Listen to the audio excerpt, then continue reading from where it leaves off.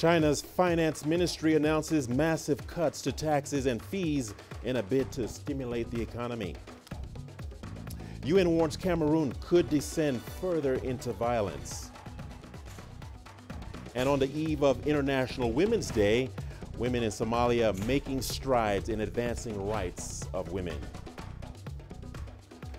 Hello and welcome to Africa Live on CGTN. As always, great to have you with us. I'm Richard Nta, live in Nairobi. For those of you joining us across the continent and around the globe, we thank you for joining us. Let's take a look at other stories making headlines this hour. In business, Nigeria plans to raise around $2.8 billion through the issuance of treasury bills. And in sports, Manchester United in a dramatic comeback to beat PSG in the Champions League. We begin in Somalia's capital, Mogadishu, where local media reports say a car bomb has exploded at a checkpoint by the National Theater in the city center. Local authorities say 4 people have been killed and several people are wounded. However, security officials fear the number of fatalities could rise following the blast. Special forces in the country say they have killed all the gunmen, ending the day-long siege. No group has so far come out to claim responsibility for the attack. And now to Beijing, where China's lawmakers and political advisors continue their annual 2 sessions today.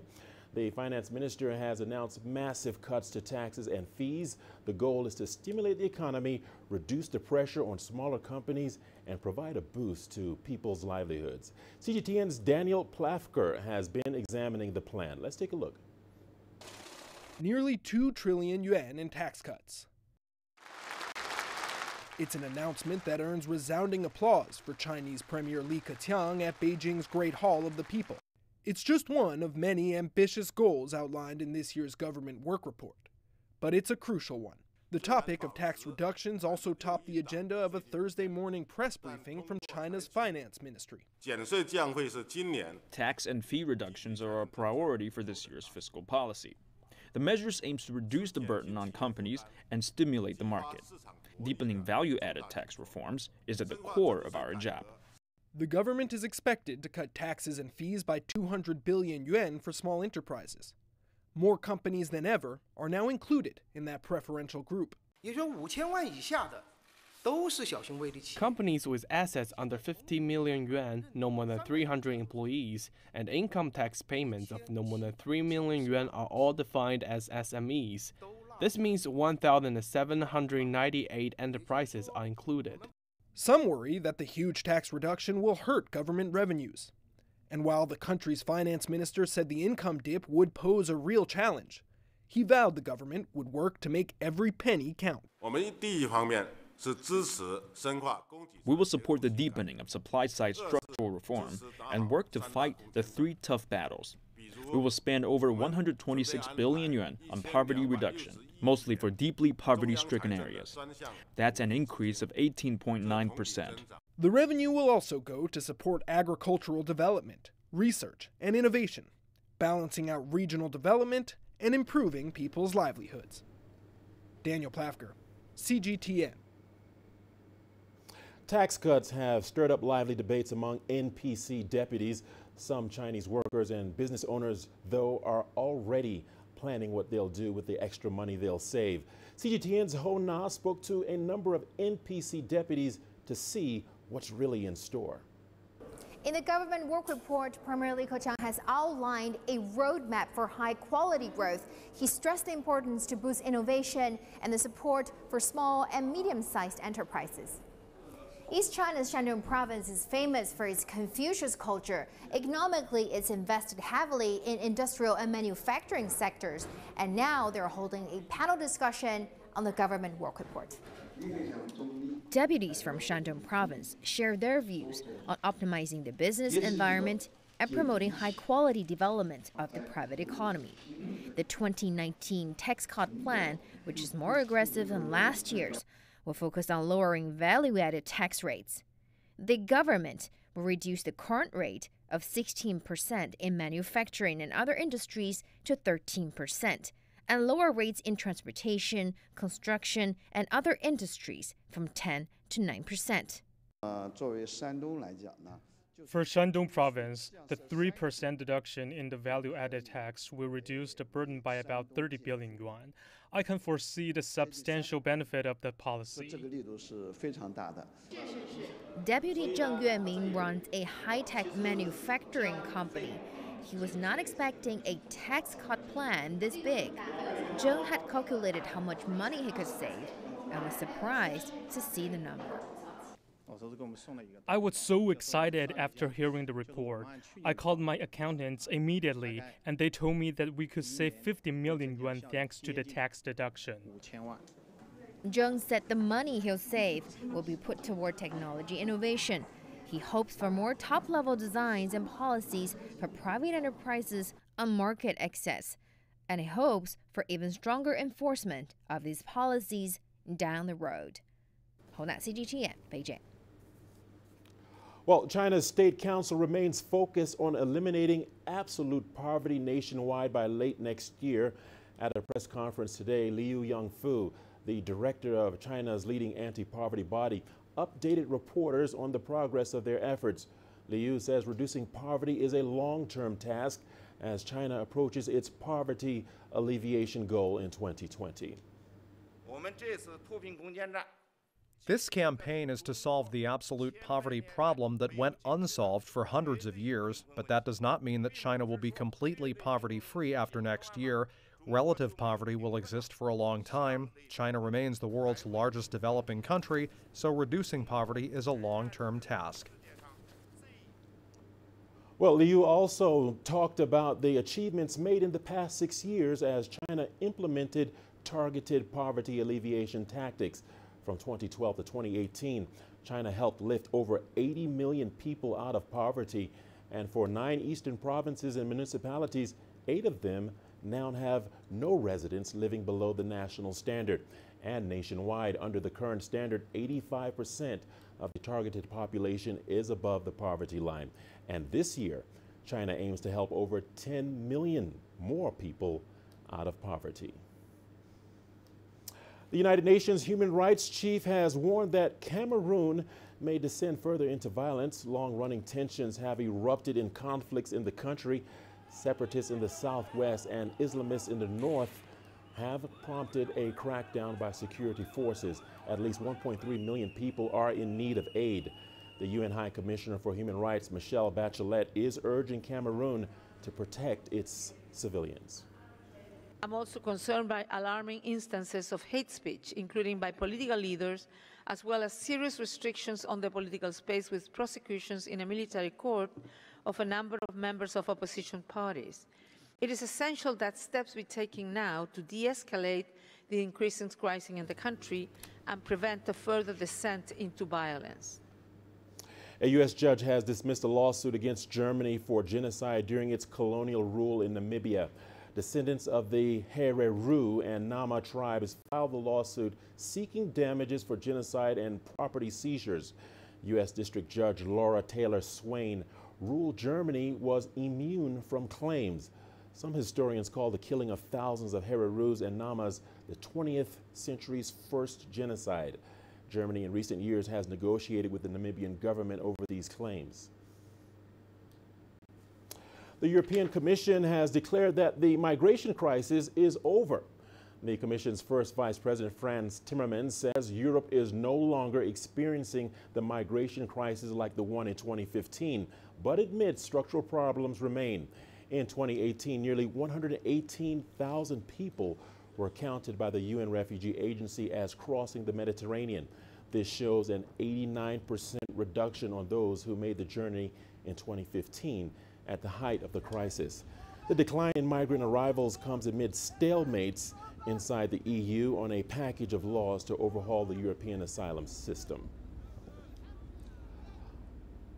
All right, for more on this, we are joined by Jack Parrock in Brussels. Jack, thank you for taking time out to join us here on CGTN Africa Live. So what is the European Union saying about this decline and what has this led to? Well, they're obviously coming out swinging, actually. This is more of a sort of response announcement. There have been a lot of complaints across the European Union about migration, and it's becoming a key election issue ahead of May elections across the European Union to elect members of the European Parliament. So what the European Union has done is come out and said, listen, the numbers are massively down on 2015, when there was around 1 million people plus that entered the EU's external borders. And so now they're trying to make this campaign to say, listen, migration is simply not the issue that some populist politicians want to make their voters believe. All right, now, while the EU declares that the migration crisis is over, it admits structural problems remain. What are they referring to, Jack? Well, within the European Union, there is a system known as the Dublin Arrangement. And basically what that means is that whichever country an asylum seeker first gets registered in, they have to apply for asylum in that country. So if they enter France first, they have to apply for asylum in France. They can't move through the border-free zone. If they enter Hungary first, they have to be there.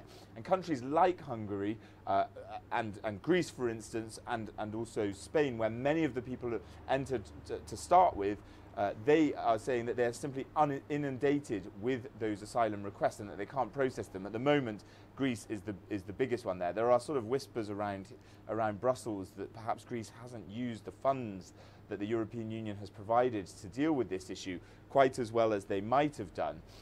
But as I said, Hungary, for instance, which the government holds a very strong anti-immigration stance, they do not want to change that system, and so there are lots of arguments about how it works and about the spread and relocation systems that Brussels has suggested to try and share the burden of asylum requests among the EU's 28 member states. Well, Jack, we do know that the EU ministers meeting in Brussels are expected to conclude a deal package concerning asylum laws. How far has this played out? Can you talk to us about that? Yeah, so the Justice and Home Affairs ministers are meeting here in Brussels today, and actually they're expected to come to the conclusion that what they've got on the table, especially with this relocation system, is not going to pass. There's 7 different aspects to the laws that they're putting down, and mainly this controversial relocation system. Hungary has not accepted any of any under this relocation system over the past few years. That simply won't pass. Also, interestingly, over the past few weeks, we've seen the Hungarian government launch a poster campaign calling the President of the European Commission out and saying, well, and misleadingly saying that the European Commission is trying to flood Hungary with illegal migrants. This is still, as I say, a huge election issue, but what the EU is saying is, while it might be being made into an election issue, it's no longer quite the practical problem that others might, that some politicians might have their voters think. Jack Parrock, thank you for your insight analysis. That was Jack Parrock reporting from Brussels. To Nigeria now, where a 3-man tribunal has ordered the country's electoral body to allow the main opposition to inspect materials used in last month's poll, which President Muhammadu Buhari won. This follows allegations of fraud by the opposition about the outcome of the elections in some areas. After the election result was announced, opposition candidate Abubakar Atiku rejected the election outcome. Let's take a look. South Africa is edging closer to its national elections on the 8th of May. The ruling party is hoping to maintain its majority while existing opposition parties and new entrants vie for voters' ballots in the hope of winning seats in the National Assembly. While there are a large number of new parties contesting the May elections, it's about the 3 key parties who will likely account for about 87% of the total votes. We have the ANC on 54.7%, the DA on 21.8% and the EFF on 12.2%. That's slightly down from December for the ANC. It's dropped from 56%. Slightly up for the DA. It's up 3 points from when it was in December, and slightly up for the EFF as well. The country's Electoral Commission has its hands full, trying to verify over 1 million voters' residential addresses. But those who are registered are keen to make their mark. I'm going to vote because I feel that every little vote counts and it makes a difference, and that's my way of saying I have the right to have an opinion on our country, you know, economy-wise, with any relation. So I feel that my vote gives me the right to express who I'd like to be making those kind of decisions for us, yeah. Voters' turnout polls are currently pegged at 71%, implying that 29% of the registered voting population will not be voting. On those numbers, the ANC increases slightly to 55%, the DA increases to 24%. So it would seem that a lower turnout seems to benefit the DA slightly more than the ANC. Joseph's vote will definitely make a difference in the country's state, but right now, this is not the year, because I don't care about it. The battle that everyone's going to be watching is for that 10% of alienated ANC voters. That fight's going to be between the ANC and the EFF. The DA doesn't feature here. I'm Angelo Coppola for CGTN in Johannesburg, South Africa. You are watching Africa Live on CGTN. We have a lot more news coming your way, including MSF president calls for involvement of communities in fight against Ebola in the DRC. And on the eve of International Women's Day, women in Somalia making strides in advancing rights of women.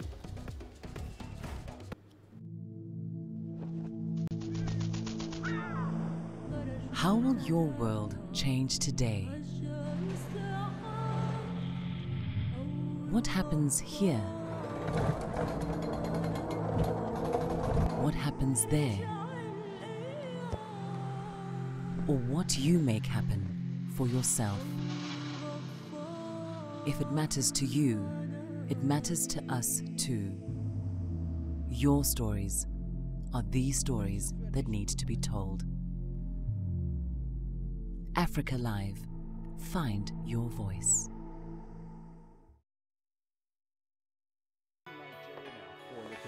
Data out of the country. The country's foreign currency reserves. With a dedicated and diverse team of anchors, CGTN now brings Africa to the palm of your hand. I'm Penina Karibe in the heart of Nairobi, which is bustling. From everyday heroes to the continent's most powerful figures, we bring their voices to you. We haven't changed. And this is something most of us are very excited about. We bring you news that's changing perspectives. I'm Uche reporting from Nairobi City Center. News that brings Africa to the world.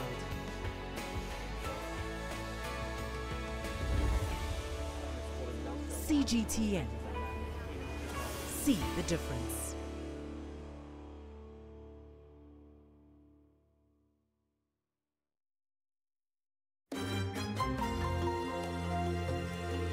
Africa Live. Find your voice.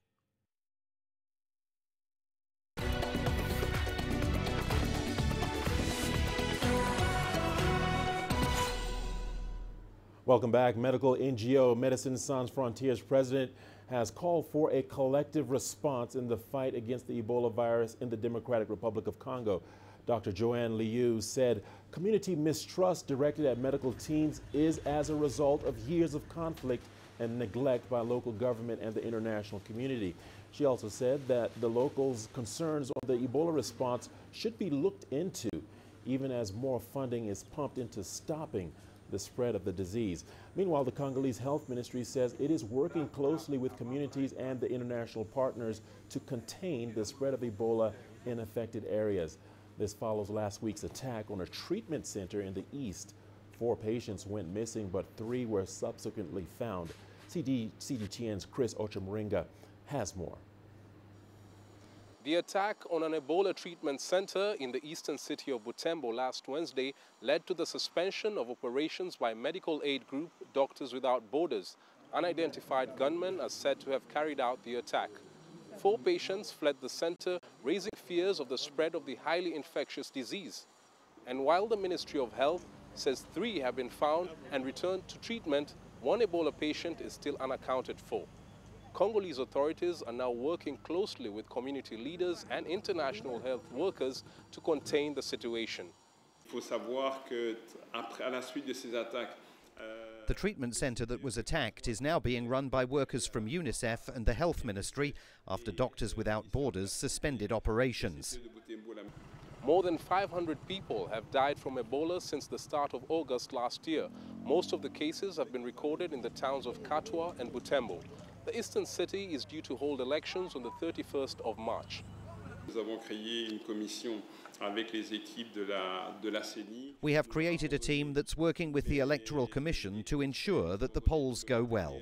Health workers are grappling with the mistrust of some community members who have resisted the response effort. Some believe the epidemic was spread in their community by government officials and the World Health Organizations to make money from the experimental vaccines. Others think it was brought about to deny them an opportunity to vote, with polls being suspended last year. The Ebola outbreak in the DRC is the second biggest after the West African one of 2014. Chris Ochambringa, CGTN, Kinshasa, Democratic Republic of Congo. In Somalia, a charter that will serve as a blueprint for advancing rights of women has been endorsed. CGTN's Abdulaziz Billo attended the three-day convention and files this report now from Mogadishu. The convention, a first of its kind in the country, brought together women delegates drawn from the civil society, rights organizations, and business community from both Somalia and abroad. Delegates discussed the role of women in peace building and representation in government. The sessions were divided into different groups, with participants discussing ways in which women can lobby for their rights to be included in politics, justice, and the ongoing constitution review process. The whole purpose is to come up with a women charter that will be a blueprint for to advance women's rights, how women and girls can have a justice that actually work for them. The sexual offenses bill, the FGM bill, and how these different stakeholders can mobilize and put forward, move forward a strategy to implement those. The three-day convention will culminate with the endorsement of a charter that outlines specific demands by Somali women. Top on that list include more representation in politics and leadership. It's aimed at pressuring Somali authorities to increase the number of women in future decision-making process. We are coming with specific and tangible demands and requests that basically in constitution we want this and this to happen. In election we want this and this to happen. When it comes to women protection, this is what we want. We want this bill to be passed. We are asking specific demands to the Parliament. Parliament has also been put to task to approve a pending electoral reforms bill that will enshrine the principle of a 30% gender quota in future national legislatures. During the last election cycle, Parliament failed to meet the 30% quota. The same was also noted in the formation of the cabinet, as well as regional administrations. The Constitution is yet to indicate the 30% quota of women in leadership. We expect female parliamentarians to ensure it passes and we get our rights. The ball is now in your court. As the country gears towards democratic elections in 2020, women see this as a major milestone. For decades, clan elders had the final say in the selection process of the next representatives to Parliament. But with a popular vote planned for upcoming elections, women hope to contest for more representation in both Parliament, Senate, and regional assemblies. Abdulaziz Billo, CGTN, Mogadishu, Somalia. Meanwhile, according to reports, Russia's World Cup was used by Nigerian sex traffickers to entrap unsuspecting women. Traffickers use fan IDs allowing visa-free entry into Russia to ferry women and girls into the country. Asta Tall has more. The World Cup in Russia gave football fans the chance of a lifetime to cheer for their favorite teams. Special fan IDs allowed visa-free entry to supporters with a match ticket. For Blessing Obudson and an estimated 2,000 Nigerian women, it was the beginning of a nightmare. Traffickers in Nigeria promised Blessing a job in Russia. Instead, they forced her into prostitution. When I was back in Nigeria, in the hotel we were staying, a lot of girls, close to 23 girls, they were having their final ID and they were coming to Russia here, but with different madams. Blessing escaped after telling an English-speaking client her story. The client got anti-slavery activists involved. 2 Nigerian men were arrested after trying to sell Blessing to an undercover police officer. Russian police have also carried out anti-prostitution raids. Activists, though, fear fan ideas for the Qatar World Cup could also be abused. I'm aware now that there's a plan by Qatar to introduce similar fan ID for the country. And the momentum is gathering in Nigeria, trying again to move people from Nigeria to Qatar. You're going to use this fan ID. So I think there should be a kind of modification. While Blessing escaped from her madame, she still thinks about the others she left behind. I know I was not the only victim. A lot of girls are still out there, so I also want to try my best to make sure that they get out from that place. Prosecutors continue to work on Blessing's case in an effort to bring her traffickers to justice. Astatal, CGTN. The 151st Arab League Foreign Ministers meeting has concluded in Cairo. The gathering saw several significant side meetings, including discussions to counter Iran's influence in the Arab world. The Egyptian capital has also witnessed the establishment of countering Israel's political expansion in the African Committee. Let's take a look. Calls from Algeria and Iraq to reinstate Syria in the Arab League have went in vain. Following the foreign ministers' meeting in Cairo, Secretary General Ahmed Abul Ghait stressed that no official requests have been made during the meetings. The issue hasn't been discussed at all, whether through a document or a motion. All that has been done is a general discussion about the Syrian crisis and providing aid to the Syrian people so that they can overcome this conflict. The Cairo talks have seen the usual Arab stances towards the conflicts in Libya, Yemen and Syria. Statements of full support for a peoples-led political solution to each country, but no practical steps have been taken. Foreign ministers focused more on foreign influence in the region. On the sidelines of the meetings, the Special Committee on Iran's influence in Arab nations condemned Iran's support to Houthis in Yemen and interference in Syria and Lebanon. The League has also seen the birth of a new side committee focusing on Israel's growing relations in Africa. Concerning the Israeli penetration in Africa, we've reached many recommendations which I see are extremely positive. There is a call for a routine meeting for the directors of African affairs in Arab foreign ministries and another call for Arab ambassadors in African countries to meet frequently and report to their capitals and the Arab League. The Pan-Arab Organization believes that the Palestinian crisis is the core conflict that is fueling instability in the region. It plans to prioritize the peace process with Israel in the upcoming Arab Summit, scheduled in Tunisia on March 31. In 2002, the Arab League has offered Israel normalization of ties in return of peace and an independent Palestinian state. During these 17 years, Israel has been expanding its relations in the Middle East and Africa, while the peace process has frozen. So the Arab League has decided to interfere in Israel's relations, and it will begin with its ties with Africa. Adil Mahroui, CGTN, Cairo. All right, time now for a short break, but here's a look at what's ahead. Coming up in business, Nigeria plans to raise around $2.8 billion through the issuance of Treasury bills. More than 50 flights affected by the strike at the Jomo Kenyatta International Airport. Africa is the nexus of enterprise, and global business will tell you why it matters. From the mega investment projects to multi-billion-dollar mergers and acquisitions. Africa today collects, just in terms of revenues from taxes alone, $545 billion a year. If you take 10% of that and you devote it to the energy sector, problem solved. All this on Global Business, weekdays at this time on CGTN.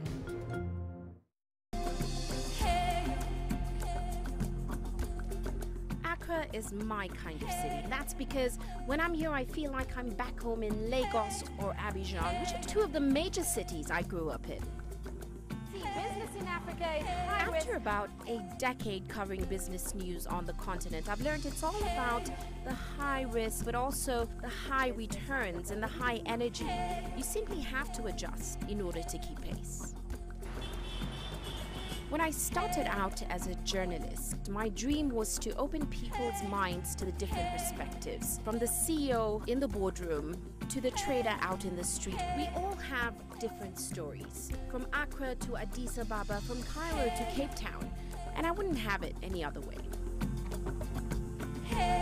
Here at CGTN, we realize that Africa is on the move, and it's moving fast, but we're moving right along with it. I'm Ucheo Koronkwo, and I'm a business anchor and reporter at CGTN.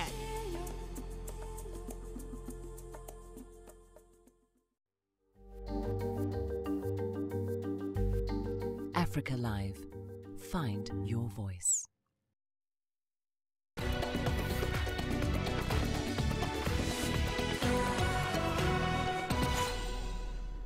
Welcome back. Let's talk business. The Central Bank of Nigeria is planning to raise a total of $2.8 billion from the debt market in the second quarter of this year.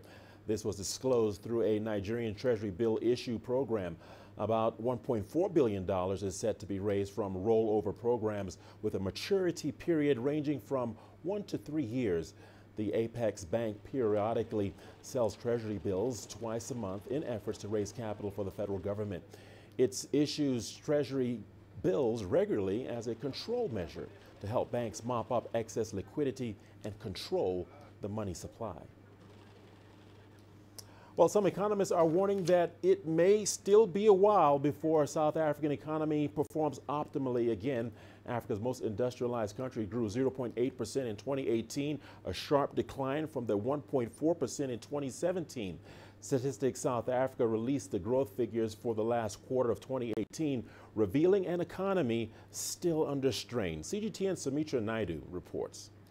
Some economists believe the economy is on the mend, but others are saying it's still in critical condition.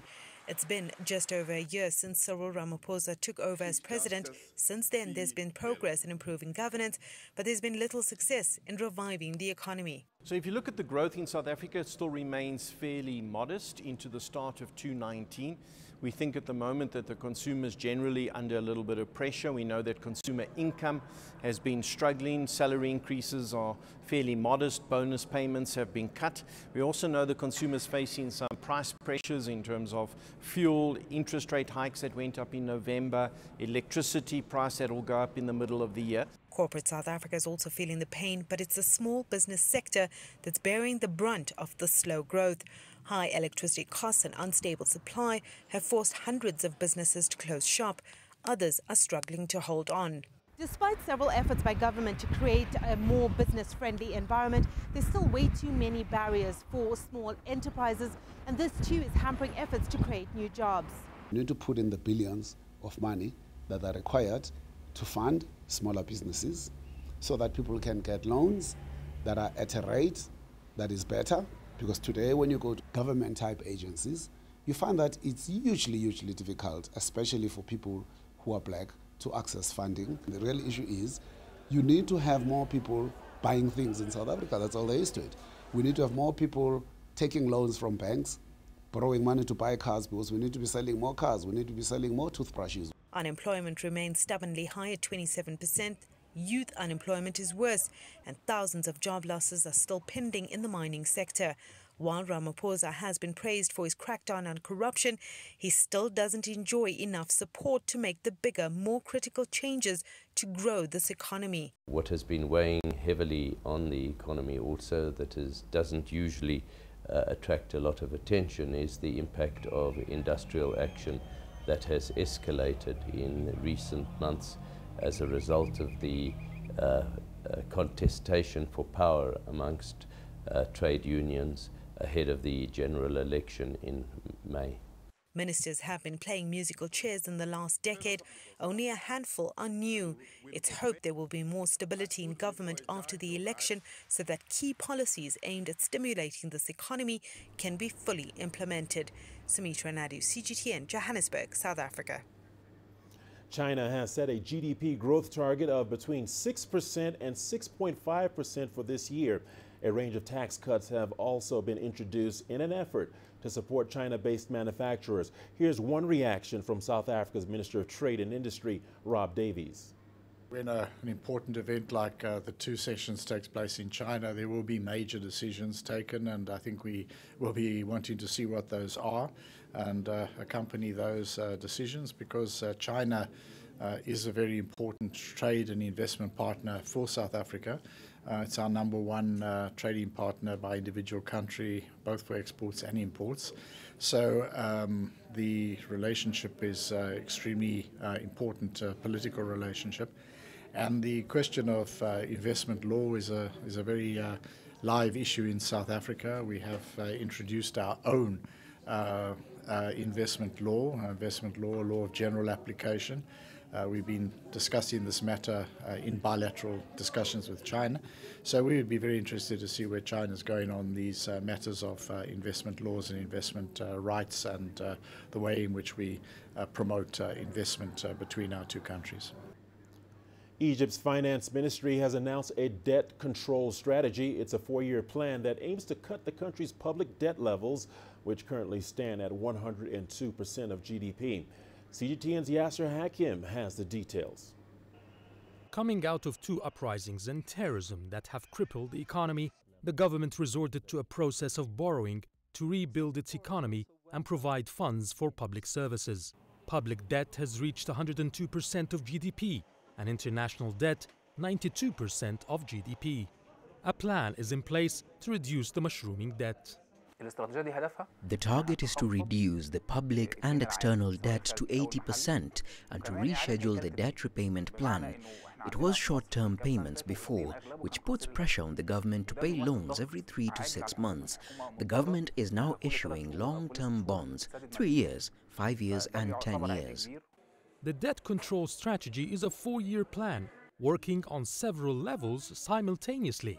The way that they are formulating moving forward with the strategic plan is to put together some reform mechanisms. One major concept is the inclusion of the informal market with the formal market, and that on its own should have quite an impact of about $10 billion into the economy if that is able to be implemented. A lot of other tax measures have been undertaken as well. Started to remove subsidies of the energy, subsidies of transportation, other food product. There has to be manufacturing, there has to be exports, there has to be new investments coming into the economy for us to be able to create these jobs that we need for us to be able to reduce the public debt. But there are challenges along the way. There are 2 other parts of this equation, variables that need to be looked at, and that is the impact of international markets such as the oil and gas market. Any increases, as we saw last year in the oil prices, has a major impact on both the public debt and the external debt. The other thing is, of course, the currency fluctuations, since Egypt has floated its pound, and hence that can be an impact as well on both public and external debt. Most experts say the success of such program will benefit the predominantly poor population. The money saved will be spent on health services, education and infrastructure projects. This will also lift the pressure of public debt and reduce loans from local banks that attract high interest rates. Reducing debt will also relieve the financial burden of future generations. Experts say the public debt is high, but not at dangerous levels. However, the government insists to begin its 4-year debt control strategy before loans reach a very high level that is unattainable or difficult to repay. Yes, Hakim for CGTN, Cairo. And to Kenya now, and a day after a strike by aviation workers, several flights have landed and cleared for takeoff. Wednesday's strike was sparked by a dispute between labor unions and Kenyan Airways. Thousands of passengers were stranded and more than 20 flights delayed. An estimated 120 flights had been scheduled to depart from the East African hub, carrying over 8,000 passengers. Passengers who suffered delays were allowed to rebook or reroute flights at no extra cost. The Jomo Kenyatta International Airport is Kenya's largest aviation facility and one of the busiest airports in East Africa. At least 200 flights take off or land daily at the airport. 25 foreign airlines are also operating out of Jomo Kenyatta International Airport. And South African mobile operator MTN Group is planning to raise more than $1.5 billion in asset sales over the next 3 years. Africa's biggest telecoms group is currently in the middle of reviewing its presence in some markets alongside investments in e-commerce platforms. This is part of a plan to streamline the company into a focused operator in high-growth markets. As part of the review, the network carrier has agreed to sell its minority stake in Botswana's Masscom for around $300 million. MTN is still facing a number of challenges across its territories, with a Nigeria court hearing into an alleged unpaid tax bill of about $2 billion due later this month. And Huawei Technologies is suing the U.S. over the government's ban on the Chinese firm's products. Huawei says the move is unconstitutional. The ban is a provision of the National Defense Authorization Act signed by the President Donald Trump in August last year. The act bars federal agencies and their contractors from procuring Huawei's equipment and services. The lawsuit marks the latest confrontation between China and the United States, where a senior Huawei executive is facing extradition. This is coupled with trade tensions that have seen the two nations exchange import tariffs on goods worth billions of dollars. Section A9 is unconstitutional in its singling out of Huawei by name, blacklisting it, damaging its reputation, and denying it any way to clear its name and escape sanction. Its attack on Huawei is purposeful and punitive.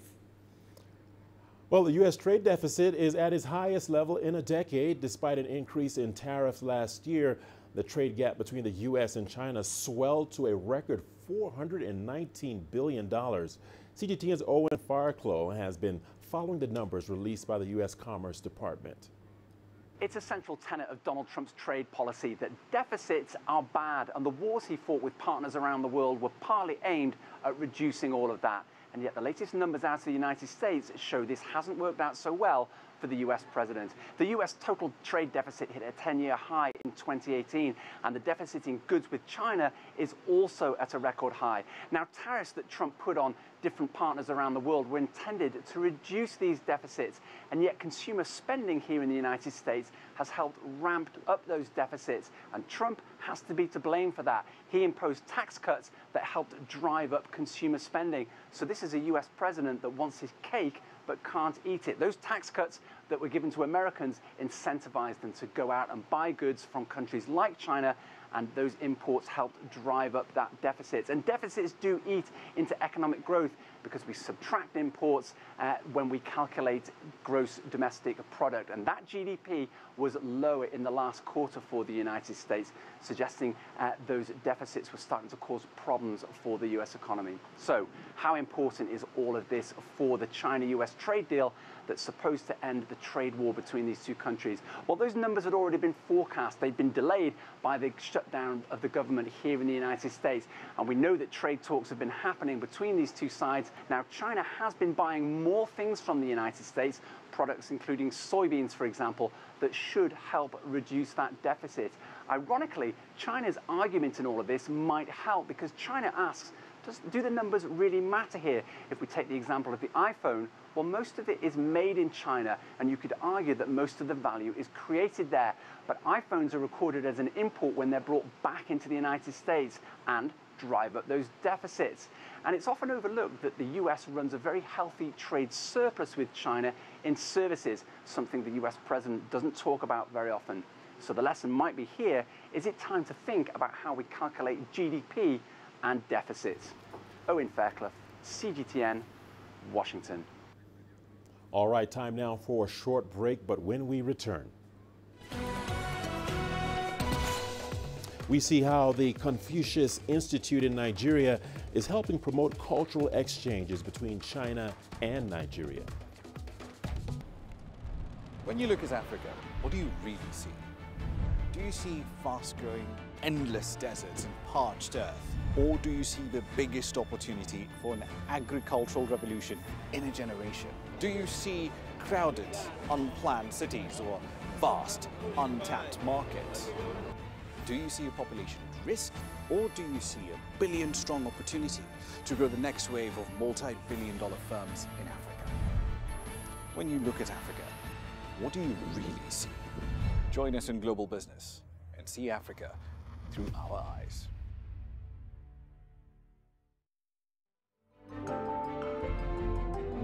Africa Live. Find your voice.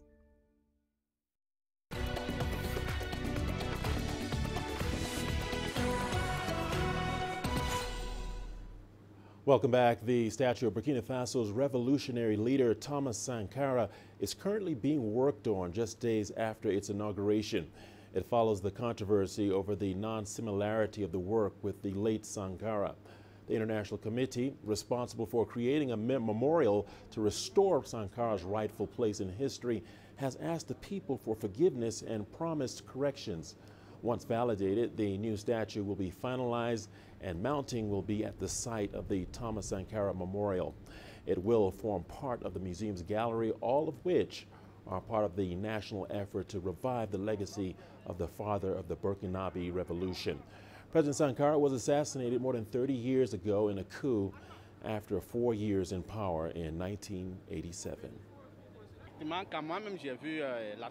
When I saw the statue, it shocked me a little because it's not Thomas Sankara's face. The positions and others, that is fine. I think we have to redo the face, like Thomas Sankara's typical face, so that we can actually recognize the man. Everyone can make a mistake once, just like they made a mistake and they recognized it, and ask everyone for forgiveness. I think we'll accept it. And since they said that they only have 2 months to finalize the thing, we'll wait. We'll forgive them. Really, it's not the same person we were expecting. And then it's really something we have to take back. Otherwise, it's not good. Well, it's been 10 years now since the first Confucius Institute in Nigeria opened at the University of Lagos. A lot of Nigerian students have benefited from the institution's programs. As part of the cultural exchange, the Institute recently hosted a celebration of the Spring and Lantern Festivals, which it does every year. As CGTN's Deji Badmus reports, the event provided an opportunity to introduce some of the Nigerian students who have tasted the Chinese culture and language. Let's take a look. It's the first Confucius Institute to be set up in Nigeria to help promote cultural exchanges between China and Africa's most populous country. And from 2009 to date, the Confucius Institute of the University of Lagos has more than delivered on its mission of helping Nigerians learn the Chinese language and culture, and even much more. Every year, it gathers guests at the auditorium of the university to mark the Spring and Lantern Festivals, 2 significant festivals in the Chinese culture. It's no different this year. We are delighted to say that we can see our products. The Institute has been able to help Nigerians and the neighboring countries learn Chinese language and culture.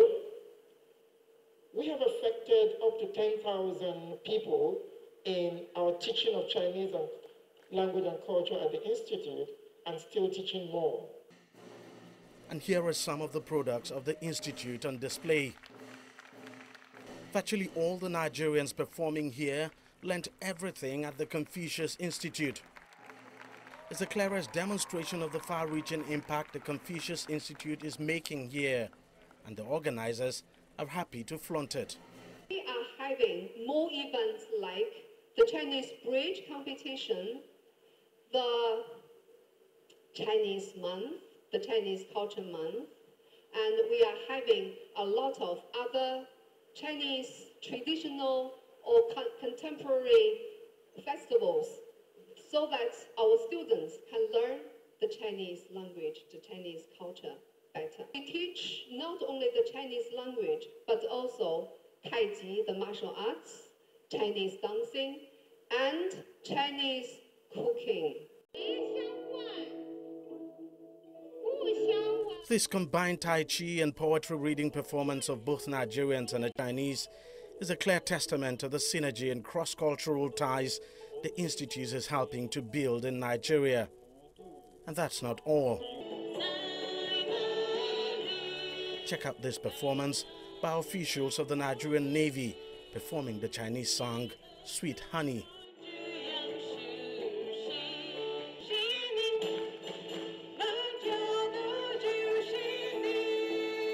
It was indeed a colorful celebration, featuring so many side attractions, the highlight being this joint rendition by staff of the Institute.